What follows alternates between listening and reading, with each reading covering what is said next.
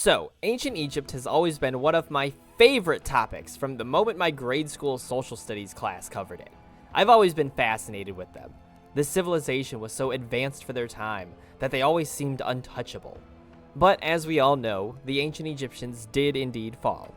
While a quick Google search claims it was due to a combination of political instability, economic hardship, environmental stress, and foreign domination, I have a hunch that the creatures they worshipped as gods may have also had a hand in their downfall. Cats were worshipped in ancient Egypt, often being depicted in sculptures and murals. The Sphinx itself was modeled after a cat. Many mummified cats were found alongside the pharaohs and higher-ups they were thought to have protected. And multiple Egyptian gods have been depicted with cat-like features, including Mafdet, the goddess of legal justice as well as protection of the king's chambers and other sacred places against venomous animals, Bastet, goddess of religion, and Sekhmet, the warrior goddess and goddess of medicine. Cats were also praised for killing venomous snakes, rodents, and birds that damaged crops. However, something cats are also known for, especially when out in the elements regularly, is being carriers of diseases.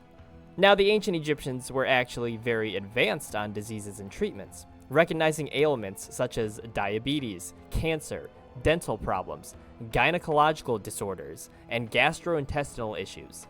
They created detailed medical texts containing their treatment techniques using herbs, minerals, animal products, and even surgical techniques. The ancient Egyptians were performing brain surgeries way back then, and many of their herbal remedies still hold up to this day. For example, they would use honey for its antibiotic properties, and incense for the anti-inflammatory effects. They did all this through logical and rational thinking, even though they believed the diseases themselves were caused by evil spirits or the gods being pissy. However, cats can carry a disease that can spread to humans and be deadly. This disease is called toxoplasmosis. Toxoplasmosis, according to the CDC, is a parasite that can last up to a lifetime in humans and other animals.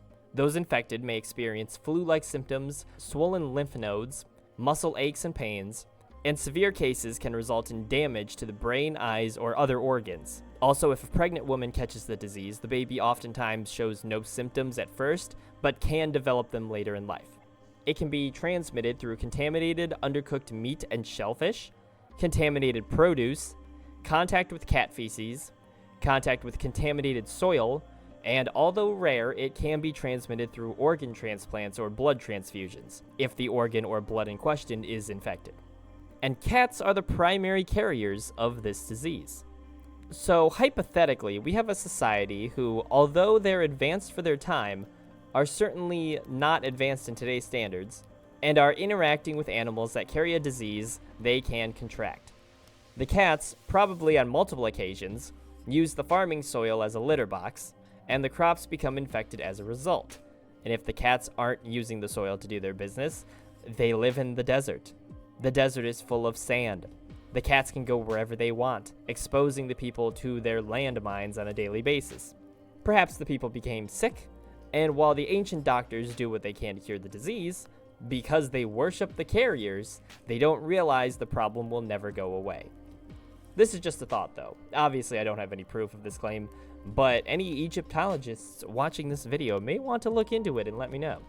And you know, maybe that's why the Sphinx removed its nose. If the world is your litter box, it's gonna stink. But leave your thoughts and theories in the comments below, and don't forget to like and subscribe.